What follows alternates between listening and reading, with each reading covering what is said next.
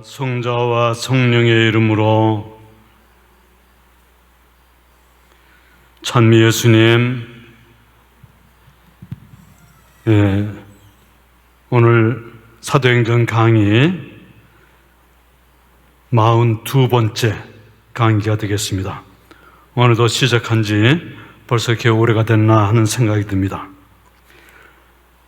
사도행전, 이 바오로 사도의 3차 선교 여행, 이제 거의 끝날 무렵이 되었는데, 바오로 사도가 항상 가고 싶어 했던 에페소, 아시아 지방에 있는 수도 에페소죠. 그 에페소 선교 활동을 제일 긴 기간 동안, 한 3년 동안 이 에페소에서 선교 활동을 하고, 그리고 이제 마케도니아, 그리스 지방에서 과거에 선교 활동을 했던 그 교회 공동체를 다녀오고, 또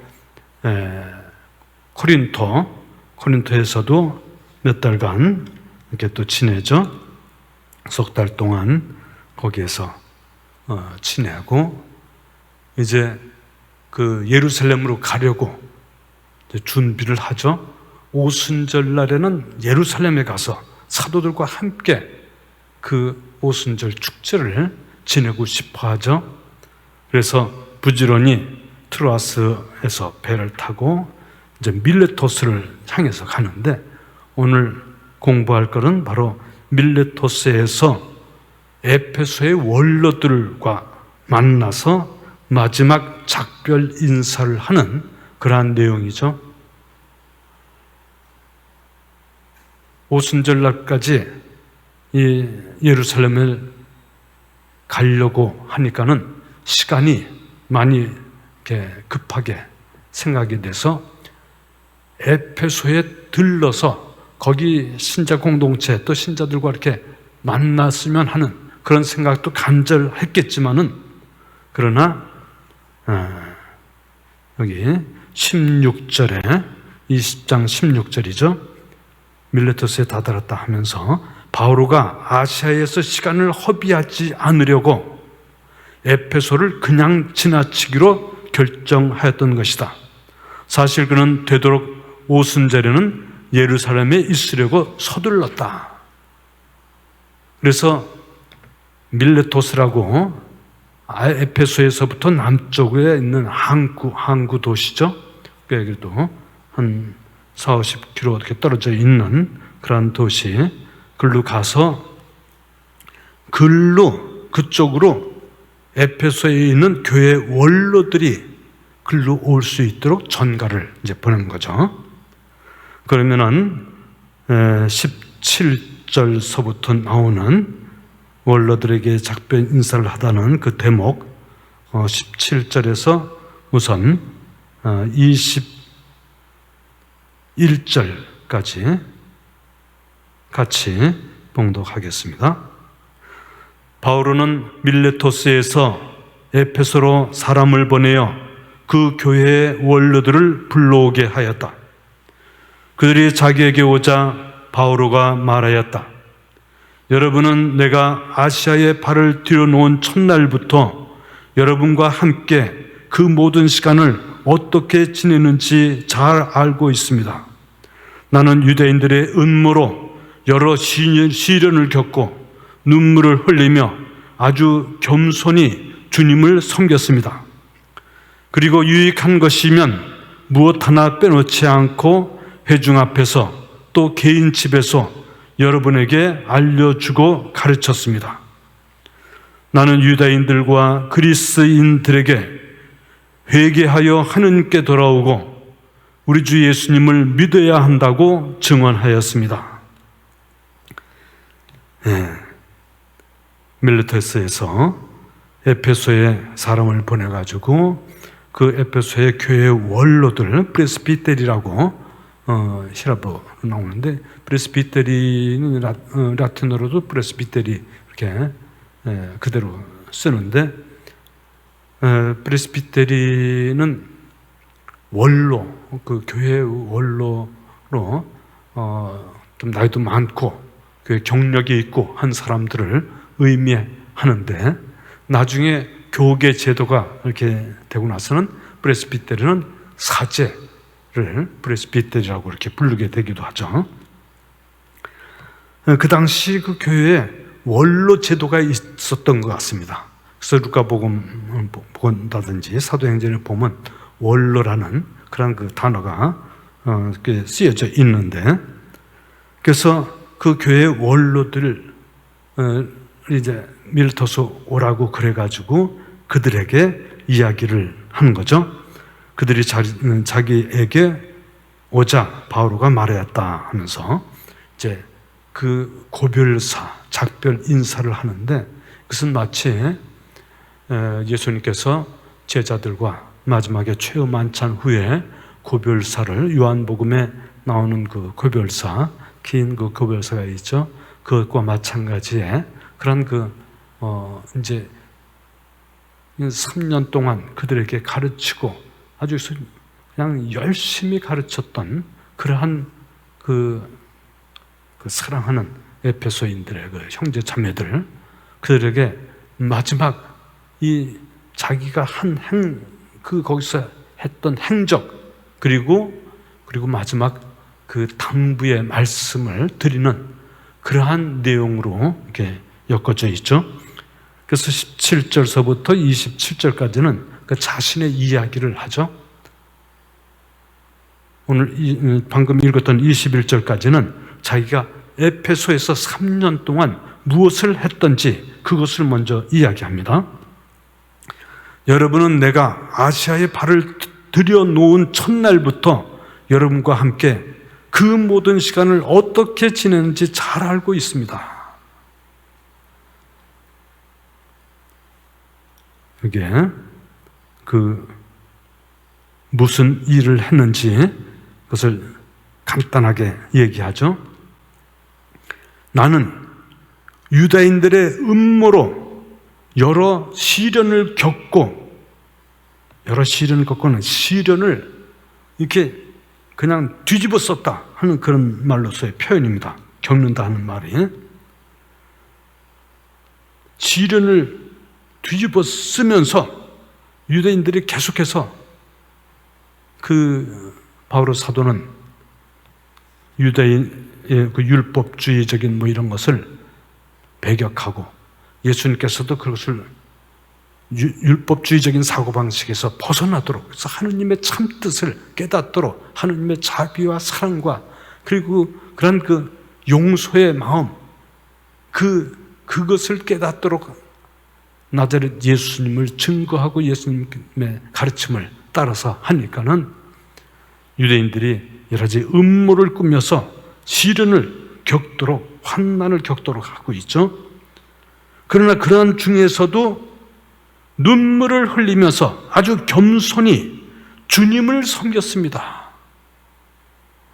그래서 겸손이라고 이렇게 번역이 되어 있는데, 사실은 미천하게 그런 뜻입니다. 종과 같이 아주 미천한 모습으로, 비천한 모습으로, 그러한 모습으로 겸손하면 그래도 난 훌륭한데 그래도 내 자신을 이렇게 낮추어서 이렇게 보여주는 그러한 의미로서의 겸손이란 그런 뜻은 아니고, 아주 비천하게 주님을 위해서는 종과 같이 그러한 모습으로 주님의 말씀에 완전히 일치해서 따르는 그러한 순명과 겸손의 모습으로 살아왔다. 주님을만을 섬겼다 하는 그런 말이죠. 그리고 유익한 것이면 무엇 하나 빼놓지 않고 회중 앞에서 또 개인 집에서 여러분에게 알려주고 가르쳤습니다. 그래서 유익한 것이면 영적으로 또 살아가는 데서 필요한 것들일지라도 모든 어떤 유익한 것이라면, 그래서 눈물을 흘리며 하는 이 말은 정말 31절에도 이제 나오죠. 31절. 그러니 내가 3년 동안 밤낮 쉬지 않고 여러분 한 사람 한 사람을 눈물로 타이른 것을 명심하며 늘 깨어 있으십시오 하고 이야기를 거기서 하는데, 이렇게 한 사람 한 사람 정말 그들이 깨닫도록 하기 위해서는 아주 간곡히 얘기하는 그런 모습이죠. 그리고 아주 겸손하게 비천한 모습으로 주님을 섬겼다. 그래서 이 고별사를 눈물의 고별사 이렇게 얘기하기도 합니다. 그리고 유익한 것이면 무엇 하나 빼놓지 않고는 그 의역을 해서 그런데 이거는 사실은 뒷걸음 치지 않고 움츠러지지 않고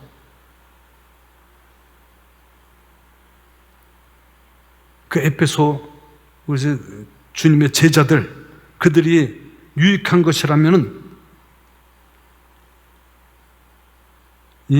무서워서 유대인들이 무서워서 그냥 꽁무니를 빼고 하는 그런 모습이 아니고 뒷걸음치고 움츠러들고 하는 그런 모습이 아니라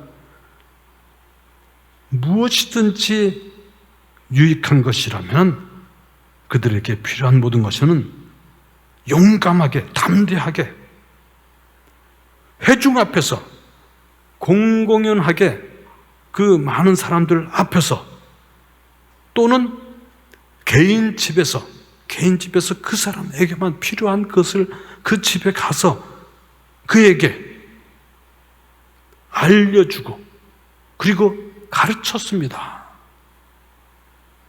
나중에 31절에 또다시 그 눈물을 흘리고 뭘 가르쳤는지 뭘 하는지 그것을 또 얘기합니다만, 그래서 그들에게 무엇을 했는지 3년 동안 그 에베소에서 한 것을 지금 이야기하고 있죠. 그리고 나는 유다인들과 그리스인들에게 첫째로 회개해서 하느님께 돌아와라. 회개해서 하느님께 돌아와서 하느님 사랑과 자비와 용서에 그 하느님의 뜻을 깨닫고 하느님께 돌아와라 하는 그것, 그리고 하느님께서 구원자로 보내주신 나자렛 예수, 그 주 예수님을 믿어야 한다고 증언하였다. 3년 동안 에베소에서 한 것이 유다인이건 그리스인이건 그렇게 그들에게 가르쳐주고 알리고 깨닫도록 이렇게 하면서 아주 비천한 모습으로 겸손되게 이렇게 그 유대인들의 그런 그 음모 거기에 환난을 겪으면서도 간절하게 눈물을 흘리면서 여러분들에게 가르쳤다 하는 얘기죠. 그래서 믿어야 한다고 증언하였다는 것이에요. 그것은 증언했다는 것은 말로서만이 아니라 모든 행동으로서 증언하는 거죠. 이어서 22절서부터 24절까지 간단하게 그 내용만 같이 읽겠습니다. 그런데 이제 나는 성령께 사로잡혀 예루살렘으로 가고 있습니다. 거기에서 나에게 무슨 일이 닥칠지 나는 모릅니다. 다만 투옥과 환난이 나를 기다리고 있다는 것을 성령께서 내가 가는 고을에서마다 일러주셨습니다. 그러나 내가 달릴 길을 다 달려 주 예수님께 받은 직무, 곧 하느님의 은총의 복음을 증언하는 일을 다 마칠 수만 있다면 내 목숨이야 조금도 아깝지 않습니다. 그런데 이제 나는 성령께 사로잡혀, 이렇게 필립보가 성령께서 낚아채듯이 해서 이렇게 옮겼다 하는 그런 내용도 있는데, 여기는 알리가투스라고 해서 이게 꽁꽁 붙잡아 매는 거예요. 이 죄인을 붙잡아 매듯이 꼼짝 못하게 성령께서 바울과 사도를 꼭 묶어가지고 그래가지고 지금 예루살렘으로 이제 가고 있다 하는 얘기하죠. 여기에 제가 강의한 것을 유튜브로 들어보니까는 18장 21절에 나오는 얘기하고 이게 같은 얘기인데 18장 21절 다시 한번 거기 같이 보았으면 좋겠습니다. 18장 21절 에페소에서 몇 달 전에 에페소에서 그 선교 활동을 이제 마치고 여러 가지 기적적인 일도 일어나고 하고 이제 마침내 떠나려고 하는 그런 일들이죠. 21절 이런 일들이 끝난 뒤 말씀을 드렸었죠. 끝난 뒤가 끝난 게 아니라 완전히 충만케 됐다. 이때까지 소명을 이렇게 맡은 것이 모두 완성됐다, 완수했다 하는 그런 그 의미라고 말씀드렸습니다. 바울은 마케도니아와 아카이아를 거쳐 예루살렘에 가기로 작정하고 거기로 갔다가 로마에도 가봐야 하겠습니다 하고 말하였다. 거기에 바울은 마케도니아와 아카이아를 거쳐 예루살렘에 가기로 작정하고 한데 작정했다는데 사실은 제가 설명을 항상 바울 사도는 하느님의 영에 충만해서 영의 이끄심에 따라서 결의에 차서 그 영에 순명해가지고 결의에 차서 예루살렘으로 가려는 하는 그런 마음의 작전. 마치 누가복음의 9장 51절 보면 예수님께서 이제 예루살렘에 가기로 마음을 결심을 굳히고 가선 그러한 그 장면하고 비슷한 내용의 모습인데 여기에서 이 21절에 단어 하나가 빠졌어요. 인스피리투란 그 라틴어로 라틴 원문에는 있는데 인스피리투 성령 안에서 그 말을 왜 뺐는지 모르겠어요. 그래서 바울은 인스피리투 성령 안에서 마케도니아와 아카이를 거쳐 예루살렘에 가기로 작정하고 성령의 인도하심에 따라서 바울 사도는 항상 성령께서 이끄시는 대로 이렇게 움직여 나갔어요. 그래서 이 내용, 여기에 있는 내용이 오늘 이제 22절, 20장 22절에 그런데 이제 나는 성령께 사로잡혀 예루살렘으로 가고 있습니다 하는 이 말이 연결이 되는 거죠. 성령께 사로잡혀서 성령의 이끄심에 따라서 모든 일을 해나가는 사도 바울이에요. 나는 죽고 주님의 영이 내 안에 살아계신다 하고 항상 이 얘기를 서간에서도 이 얘기를 하듯이 얘기하고 있죠. 그래서 예루살렘에 가고 있는데 예루살렘에 가면은 나에게 무슨 일이 닥칠지 나는 모릅니다. 모르지만은 성령께서 가는 곳마다 나에게 알려주시는 내용이 있는데 그것은 뭐냐? 다만 투옥과 환난이 나를 기다리고 있다는 것은 성령께서 내가 가는 곳에서마다 일러주셨습니다. 성령께서 나를 꽁꽁 붙잡아 매가지고 나는 그 성령께 항상 충실하게 따름. 그래서 그것이 내 임무이기 때문에 내 소명이기 때문에 나는 거기에 기꺼이 그 성령의 이끄심에 따라 행동하고 있는 그러한 모습이죠. 그래서 투옥가 하는 건데 여기는 사실은 빙꿀라라고 해서 사슬이라는 뜻입니다. 투옥이라는 감옥에 갇힌 투옥보다 그런 의미도 거기서 유추돼서 나올 수 있지만은 원래 의미는 빙클라, 쇠사슬, 포승줄 이런 의미. 그래서 그것도 같이 성령에 묶여 있는데 이것은 그렇게 묶여 있는 것은 성령에 묶은 게 아니라 나에게 환난과 이러한 이 죄인으로 취급을 당해서 묶여가지고 감옥에 갇히는 그러한 것을 이제 의미하는 그런 내용이죠. 이것은 이제 나중에 쭉 나오죠. 23장, 26장 계속해서 사슬에 묶인다는 거, 투옥된다는 거, 그 의미로 같은 단어가 쓰여지고 있습니다. 그래서 여러 가지 환난과 이 쇠사슬의 묶임, 이런 것들이 나를 기다리고 있다. 예루살렘에 가면 그런 일들이 있을 것이다 하는 것이죠. 그러나 그것은 아무 상관없다 하면서, 그러나 내가 달릴 길을 다 달려 주 예수님께 받은 직무, 미션이죠. 이 미션은 예수님께서 나에게 맡겨준 그러한 소명이, 그러한 사명, 예수님의 복음을 선포하라는 그러한 소명이죠. 그 미션, 곧 하느님의 은총의 복음을 증언하는 일, 하느님의 은총을, 그것이 바로 복음이죠.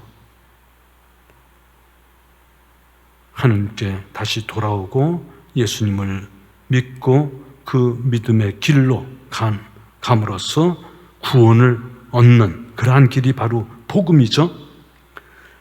이 미션을 내가 다 할 수만 있다면, 내가 감옥에 갔든지 환난에 처하든지 내 여러 가지 생명이 다 목숨이야 조금도 아깝지 않습니다.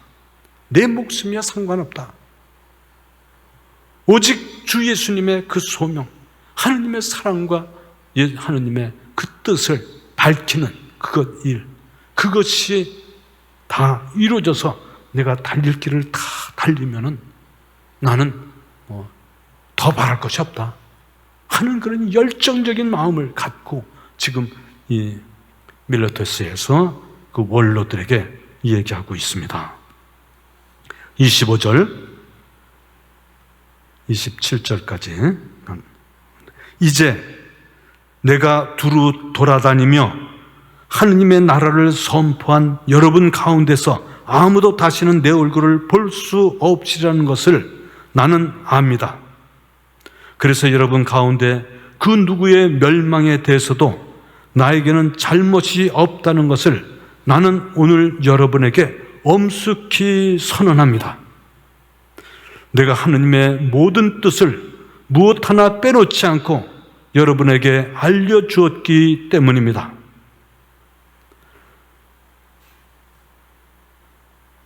우선 여기까지.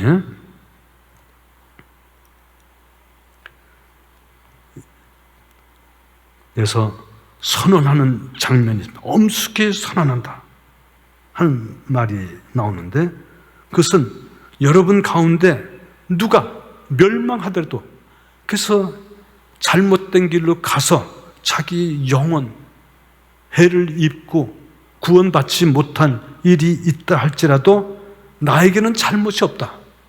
왜냐하면 내가 두루 다니면서 하나님 나라를 선포한 여러분 가운데서 누구에게나 하나님의 그 나라를 선포하고 복음을 선포했어. 그래서 여기서 아무도 다시는 내 얼굴을 볼 수 없다는 것을 나는 압니다. 그리고 나서 이제부터는 여러분 다시는 얼굴을 볼 수 없다. 얼굴을 볼 수 없지만은 누가 멸망해도 나에게 책임이 있는 것은 아니다. 왜냐하면 모든 사람한테 그것을 빼놓지 않고 알려줬기 때문이다. 그죠? 27절에 내가 하느님의 모든 뜻을 무엇 하나 빼놓지 않고 여러분에게 알려주었기 때문입니다.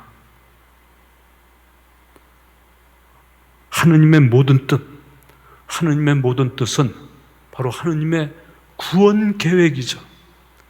하느님께서 우리를 사랑하셔서 우리 인간을 창조하시고 그에게 여러 가지 복을 주시고 이렇게 해서 이렇게 했는데, 사람들이 죄를 짓고 그래서 그 여러 가지 고통을 겪고 이런 것을 거기에서 구원하실 메시아, 당신 아들을 이 세상에 보내주셔서 그 메시아를 통해서 여러분을 구원하신, 그리고 그 아들 예수님께서 마침내 그 고별사에서 나오듯이 내가 가면 너에게 고아처럼 내버려 두지 않겠다. 너를 도와줄 그러한 협조자 성령을 너에게 보내주겠다 하는 약속을 통해서 하느님의 영이 우리와 함께 하셔서 우리가 구원의 길로 나아갈 수 있도록 해주신 그러한 하느님의 모든 뜻, 그 모든 뜻은 바로 구원 계획의 전체를 얘기하는 것이겠죠. 이 하느님의 모든 뜻 계속해서 이렇게 읽으면은 하느님의 뜻이라는 것이 계속 나와요. 그만 다 구원 계획이 하느님의 구원 계획.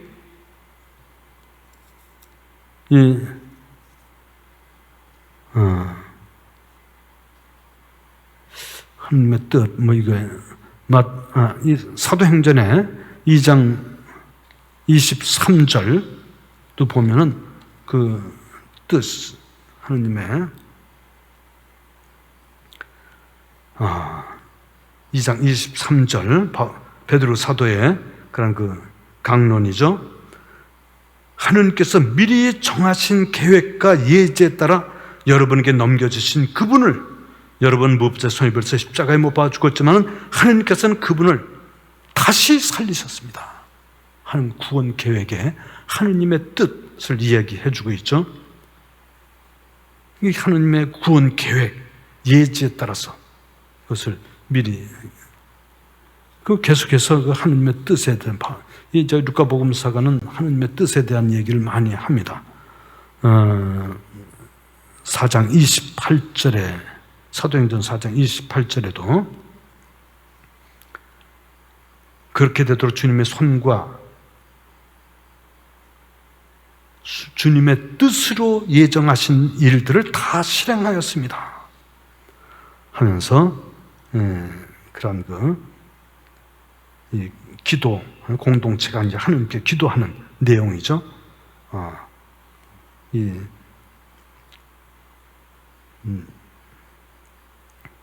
헤로데, 본시오 빌라도 등 또 유대인들 저희들 위협을 보시고 주님의 종들이 주님의 말씀을 아주 담대히 전할 수 있게 해주십시오 하면서 기도하는 내용에 그 하느님의 뜻에 대해서 얘기하는, 하느님의 뜻은 항상 구원 계획에 구원하려고 하시는 하느님의 뜻, 그것을 예수님을 통해서, 그리고 예수님은 성령을 통해서 성령 충만한 모든 사람들을 통해서 우리의 소명을 완수하도록 이끌어 주시는, 그것이 다 하느님의 구원 계획에 들어가 있는, 그것을 내가 여러분들한테 무엇 하나 빼놓지 않고, 이것도 무엇 하나 빼놓지 않고는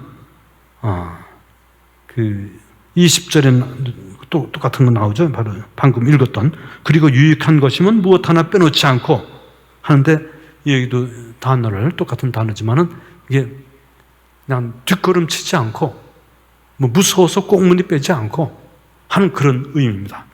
무엇 하나 빼놓지 않고라기보다는 담대하게 힘있게 그것을, 하느님의 구원 계획을 상세하게 힘있게 여러분들한테 알려주었다 하는 것이죠.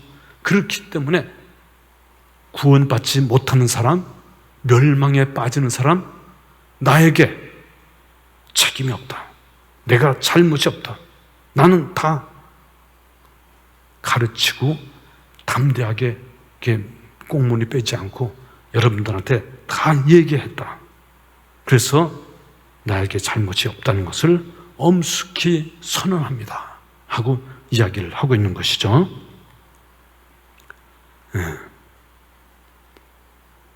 28절서부터 35절까지 함께 읽겠습니다.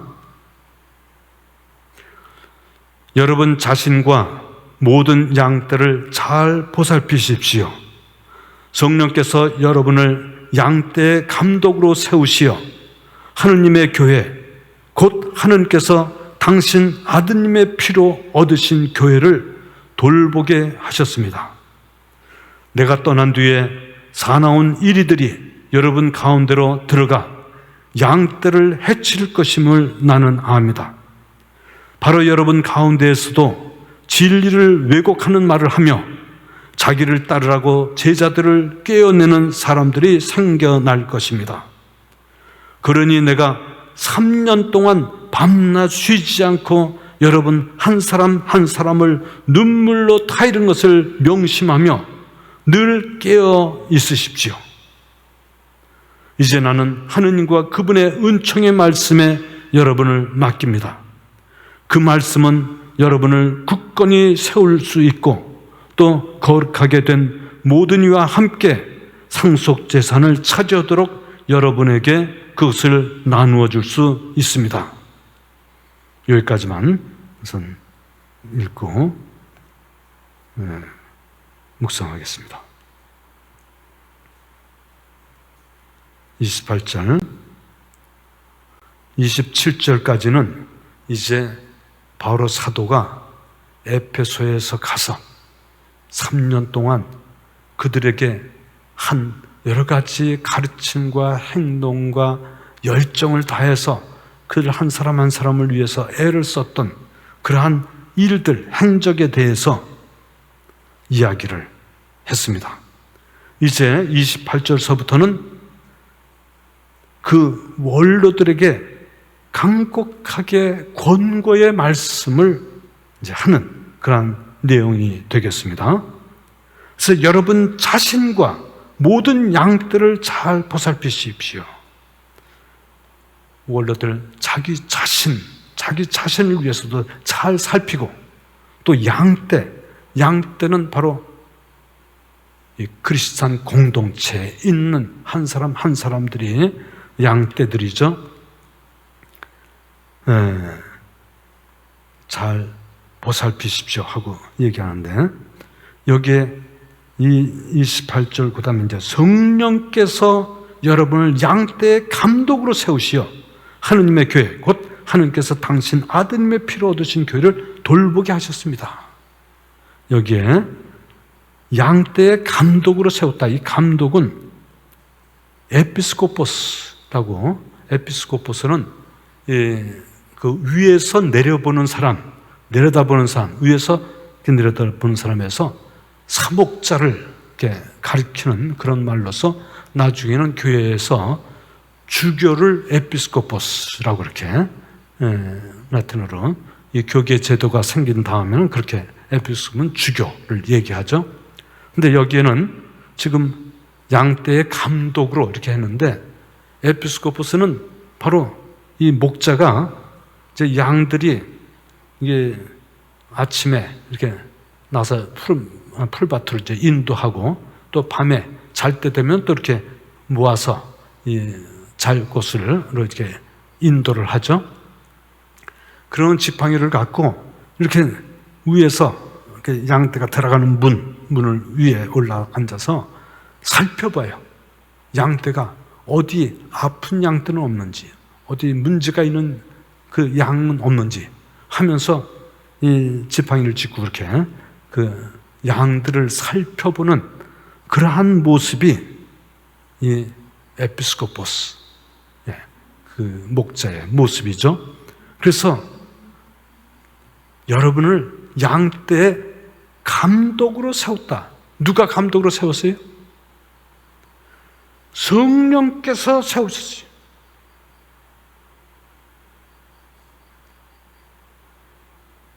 하느님의 영이 당신 뜻을 맡아서 할 수 있는 그러한 사람들을, 에피스코포스를 선택해서 그들을 양떼의 감독으로서, 목자로서 세워서, 그래서 하느님의 교회, 에클레시아를, 곧 하느님의 교회는 무엇이 하느님의 교회냐? 하느님의 교회는 하느님께서 당신 아드님의 피로 얻으신 교회, 그 교회를 돌보시게 했다는 것이죠. 교회, 이 교회가 어떻게 생겨난 교회냐? 하느님께서 교회를 마련하셔서 그 교회를 통해서 구원의 계획을 완성하시려 나가는 그러한 교회인데, 그 교회를 어떻게 얻었냐? 바로 당신 아들, 하나밖에 없는 당신 아드님의 피로서, 피는 바로 죽음을 나타내는 것이죠. 희생 제물을 바칠 때, 그때 제물을 바칠 때 그 피를 흘리는 그런 모습이죠. 교회가 그만큼 하느님께 귀중한 것이다.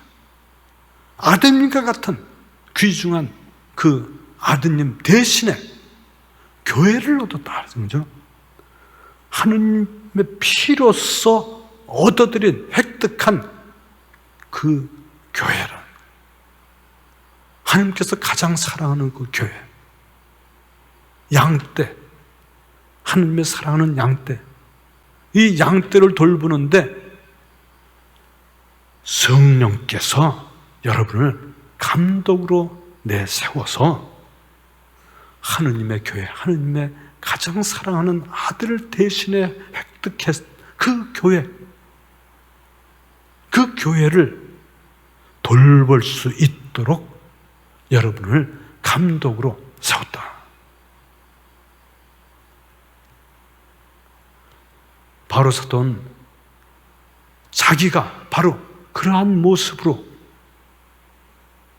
성령께서 하느님의 교회, 양떼를 돌볼 수 있도록 자기를 세워서 미션을 보내서 하느님의 뜻을, 소명을 완수하도록 한 그것과 마찬가지로 이제 교회 원로들인 여러분도 마찬가지로 성령께서 당신들을 양떼 감독으로 세워서 정말 귀중하고 소중한 우리 교회, 이 교회를 잘 돌볼 수 있도록 이렇게 했습니다. 그러니 여러분 자신과 그 여러분 모든 양떼를 잘 보살피셔. 여러분 자신도 잘 살피고 양떼들도 잘 살피고 그렇게 하라고 당부하는 그런 말을 하는 거죠. 이제 예루살렘으로 떠나요.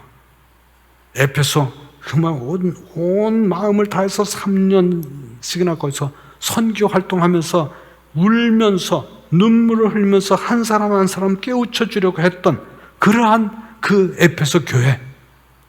그러나 이제 떠날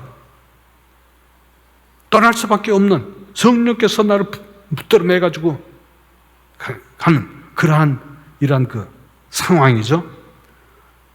내가 떠난 뒤에 29절, 내가 떠난 뒤에 사나운 이리들이 여러분 가운데로 들어가 양떼를 해칠 것임을 나는 압니다.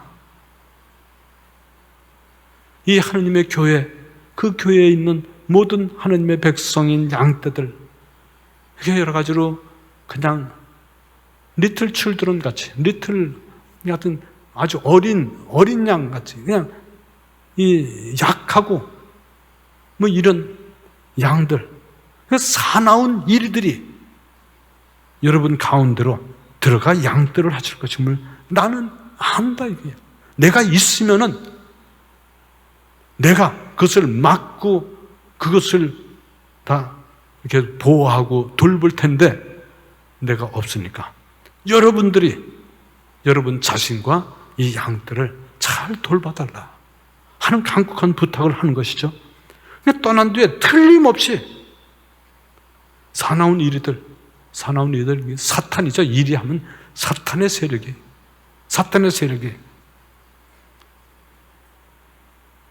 양가죽을 쓴 그러한 일이, 겉보기에는 양이지만은 속에는 방해하는, 여러 가지로 방해하는 사탄의 세력들이 여러분 가운데로 들어온다 이거예요.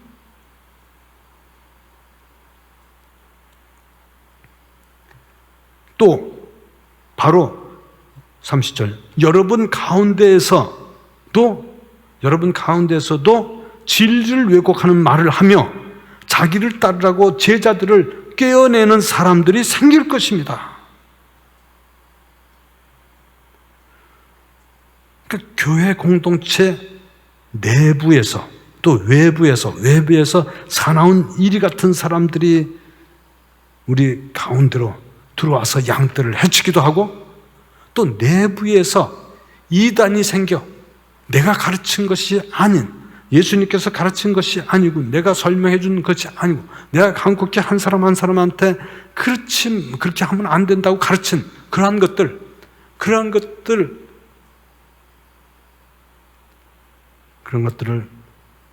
제껴놓고 진리를 왜곡하는 말을 해서 자기를 따르라고 제자들을 깨어내는 사람들이 생겨날 것이다. 그러니까 교회 내부적으로 외부적으로 이러한 환난이 일어날 것이다 하는 것을 지금 이야기를 하고 있습니다. 31절 그래서 그러니, 거기서 이제 접속사로서 이제 혹은 그러니 이런 말들이 많이 나옵니다. 그래서 이제 이러한 얘기를 하고 있으니까, 그러니까는 내가 3년 동안 밤낮 쉬지 않고 여러분 한 사람 한 사람을 눈물로 타이른 것을 명심하며 늘 깨어 있으십시오. 그래서 눈물로 타이르다 하는 것을 타이르다 하고 이렇게 번역이 되어 있습니다만, 레티넨테스하고 이렇게 라틴어로는 레티넨테스라고 이렇게 되어 있는데, 레티넨테스는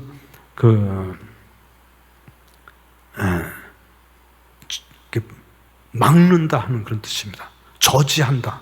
잘못된 길로 가지 않도록 저지하는, 잘못하지 않도록 그것을 막고 보호하는 그러한 것을 그냥 타일른다라고 이렇게 번역을 했는데, 그래서 3년 동안 밤과 낮 쉬지 않고, 밤이나 낮이나 할 것 없이 줄곧 그냥 계속해서 한 사람 한 사람을, 잘못하는 한 사람 한 사람을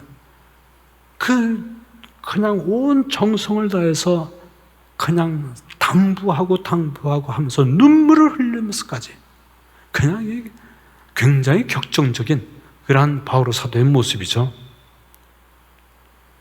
이게 자꾸 이렇게 얘기해도 자꾸 다른 데로 가. 이게 옳다고 그래도 자꾸 다른 데로 가. 그래서 쫓아가서 그게 아니다 하고 가르쳐주고, 글로 가면 안 된다. 글로 가면 저희 낭떠러지로 해서 이거 잘못하면 멸망한다. 그러니까 글로 가지 마라. 일로 가라. 하고 한 사람 한 사람 이렇게 당부해 가면서 이렇게 돌봐주는 그러한 모습을 보여주고 있는 거죠. 그래서 한 사람 한 사람 눈물로 타이른 것을 명심하라. 이게 내가 얘기했던 모든 것을, 그것을 명심하고 늘 깨어 있으십시오. 예수님께서 깨어 있으라 하는 말씀, 열 처녀의 비유 말씀, 등불과 함께 등잔과 함께 그 기름을 준비하고 있으라. 기름은 바로 성령이시죠.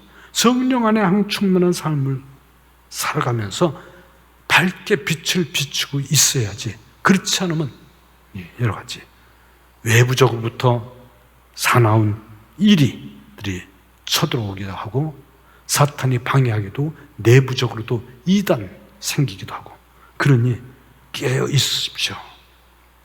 이제 나는 하느님과 그분 은총의 말씀에 여러분을 맡깁니다. 주님 은총의 말씀, 그 말씀은 여러분을 첫째로 굳건히 세울 수 있고, 또 거룩하게 된 모든 이와 함께 상속 재산을 차지하도록 여러분에게 그것을 나눠줄 수 있습니다. 이 은총의 말씀, 이것을 여러분에게 이제 맡겨드리는데, 그 은총의 말씀은 예수님의 그러한 그 능력의 말씀, 지혜의 말씀, 모든 그 성령의 이끄심에 따라서 있어진 그 말씀이죠. 그 말씀은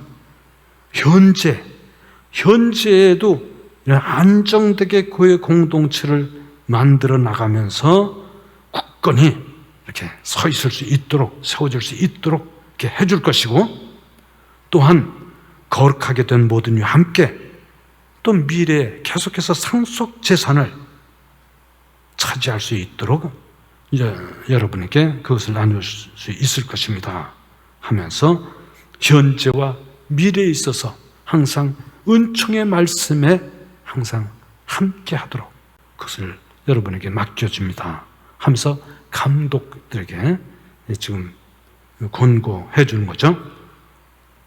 이어서 나는 하고 나오는데 35절까지 나는 누구의 은이나 금이나 옷을 탐낸 일이 없습니다.